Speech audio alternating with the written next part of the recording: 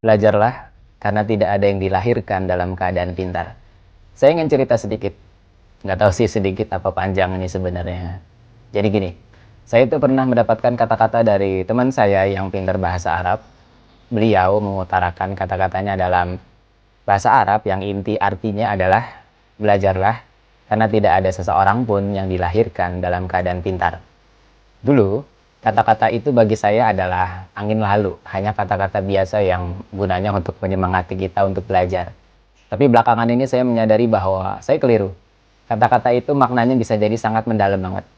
Kalau kita telaah lagi, terutama dalam hal kalimat yang tidak ada yang dilahirkan dalam keadaan pintar, maka ini benar adanya. Bahkan Nabi besar kita, Nabi Muhammad pun juga demikian.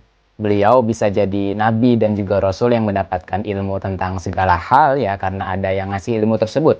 Tidak ujuk-ujuk lahir langsung kemudian jadi nabi dan juga rasul. Dan kalau kita telaah lebih dalam lagi, ini bisa kita ambil pelajarannya jadi kayak gini. Kadang di dalam hidup itu kita melihat seseorang yang pandai dalam suatu hal, pandai melakukan sesuatu atau mahir melakukan sesuatu. Nah, itu pun tidak serta-merta bisa dia dapatkan. Artinya orang itu yang kita lihat pandai atau mahir melakukan sesuatu, itu tidak serta-merta lahir langsung seperti itu. Ada proses belajar yang harus dia lakukan. Ada proses transfer ilmu yang perlu dia jalani dulu.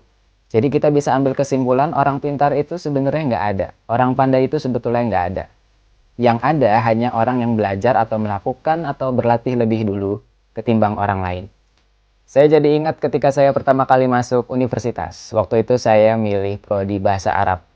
Dengan pengalaman saya yang 12 tahun tidak pernah sama sekali belajar bahasa Arab, tentu saya akan dianggap bodoh, dianggap bego. Sementara teman saya ada yang sudah mengenyam dunia pesantren, mengenyam dunia madrasah yang sudah lebih dulu dikenalkan dan belajar bahasa Arab, ya tentu mereka lebih pintar dong. Mereka lebih dulu ketimbang saya. Mereka mengetahui bahasa Arab lebih dulu daripada saya. Jadi, ya mereka bisa dinilai sebagai yang lebih pintar ketimbang saya dalam hal bahasa Arab.